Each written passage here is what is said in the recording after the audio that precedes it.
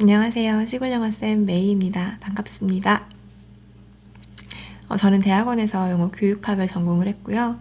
현재는 시골의 한 작은 마을에서 영어 가르치는 일을 하고 있습니다.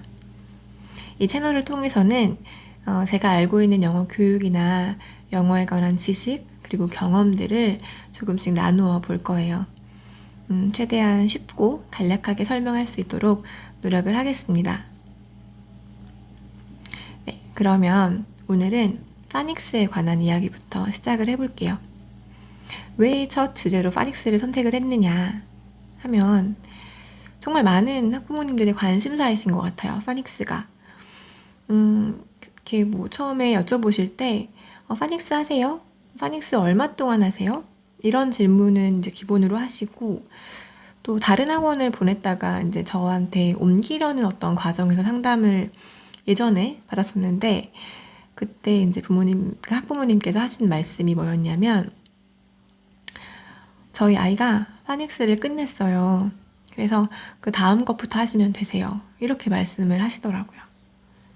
굉장히 이렇게 이야기를 듣고 의아했어요. 왜냐면 파닉스는 6개월 만에 끝낼 수 있는 것이 아니거든요. 제가 알기로 그 아이가 그 학원을 6개월을 다녔었거든요. 6개월 만에 어떻게 파닉스를 끝냈다는 걸까 굉장히 의아했던 그런 기억이 있습니다. 그래서 의문이 들은 거죠. 학부모님들께서 과연 파닉스를 중요하다고 생각은 하시는데 파닉스가 무엇인지는 정확하게 아시는 걸까? 이런 좀 의문이 들었어요. 그리고 감히 생각하건대 6개월이나 3개월 만에 끝낼 수 있는 성질의 것이 파닉스라고 생각을 하신다면 그 정의에 대해서 정확하게는 알고 계시지 못한다 라는 제 나름의 결론을 내렸습니다.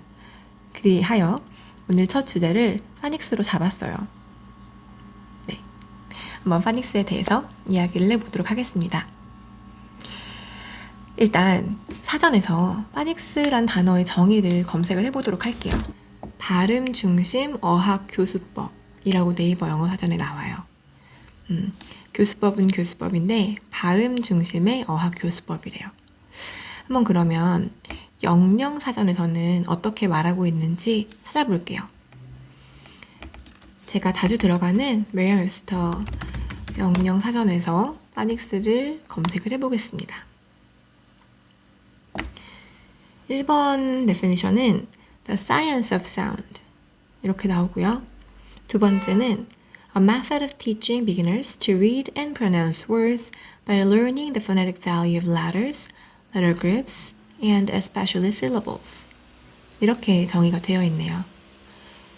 두 번째 뜻을 볼게요. 아까 우리나라 그 사전에서 영한 사전에서 발음 중심 어학 교수법이라고 말한 것과 비슷한 내용을 담고 있는 것 같아요.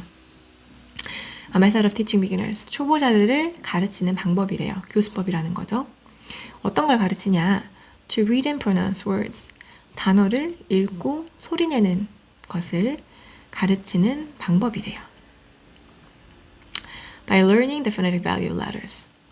어떻게 그 단어를 읽고 소리내게 하냐 하면 글자의 phonetic value, 음가를 익히게 함으로써 돼요. 그러니까 정리를 해서 말하면 파닉스라는 것은 교수법인데 어떤 교수법이냐면 단어를 읽고 소리내는 것을 가르치는 교수법이래요. 근데 어떻게 단어를 읽고 소리낼 수 있게 하냐면 글자의 음가를 학생들로 하여금 익히게 함으로써 라는 겁니다.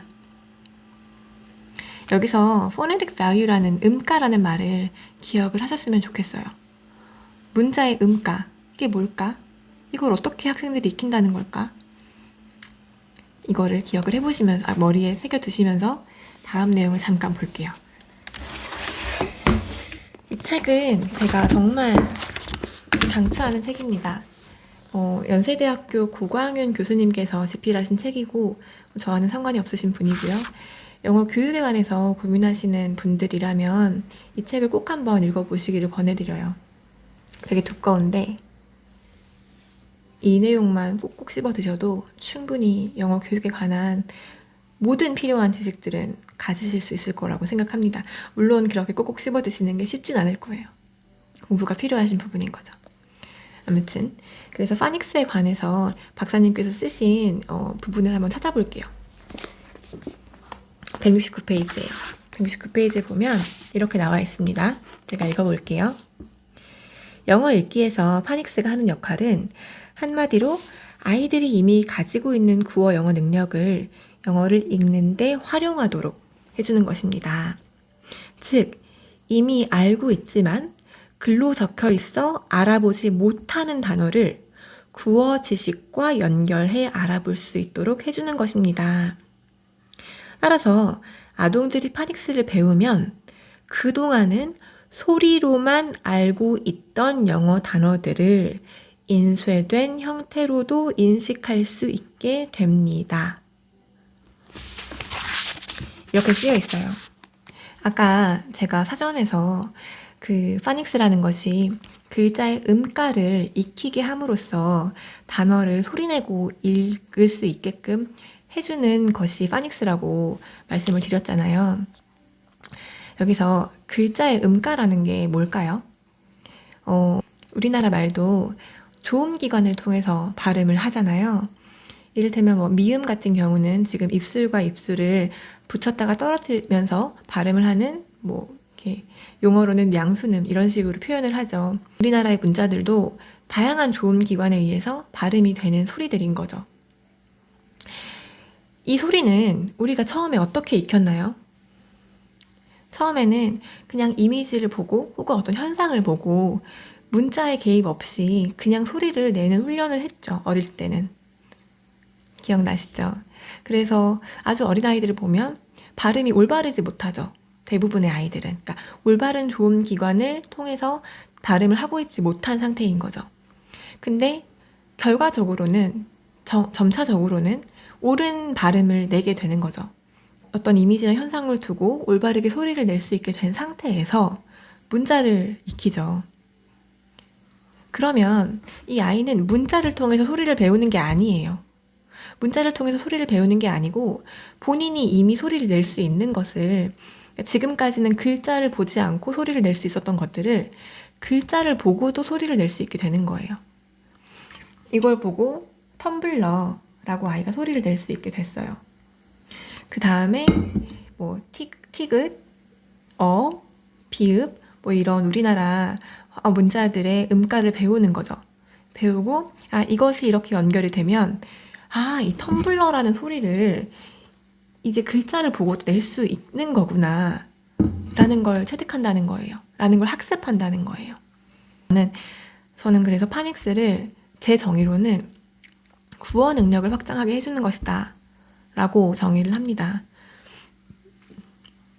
그러니까 이미 구어 능력이라 하면 소리를 낼 수 있는 능력, 올바르게 소리를 낼 수 있는 능력, 단어들을 보고 현상들을 보고 소리를 낼 수 있는 능력을 가지고 있는 상태에서 이제는 그 이미지나 현상이 없이도 문자만 보고도 그 소리를 낼 수 있게끔 되는 거예요.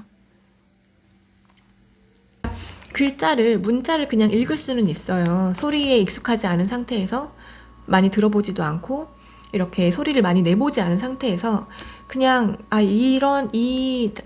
글자는, 이 알파벳은 이런 소리를 내, 이렇게 뭐 P와 H가 붙으면 F 소리를 내 하면서 그 소리를 이렇게 낼 수는 있어요. 하지만 우리나라 아이들이 우리말을 연습할 때 정말 많이 들어보고 스스로 정말 많이 소리를 내봐야 정확하게 발음을 하는 것처럼 영어도 마찬가지예요. 그런 과정이 없은 상태에서 그런 과정이 배제된 상태로 문자를 해독하는 것부터 시작을 하면 제대로 된 소리를 낼 수가 없어요.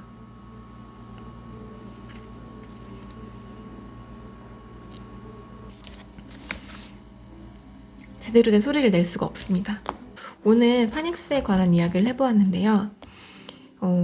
다음에 제가 조금 더 파닉스에 관해서 그러면 어떻게 공부를 시켜야 하는가에 관한 주제로 조금 더 이야기를 해보도록 하겠습니다. 오늘 조금 어려울 수도 있는 주제인데 들어주신 분이 계시다면 너무 감사하고요. 그래서 이거를 기억해 주셨으면 좋겠어요. 오늘은 이거 하나만. 파닉스는 이미 가지고 있는 구어 능력을 문자를 통해서도 이렇게 활용할 수 있게끔 해주는 것이다 라는 것입니다. 그래서 구어 능력을 미리 갖춰놔야 한다. 구어 능력을 먼저 갖춰놓는 것이 더 중요하다. 구어 능력이 회화 능력은 아닙니다. 네, 그래서 이런 방법론에 관해서 조금 더 자세하게 다음 시간에 이야기를 해보도록 하겠습니다. 네, 감사합니다.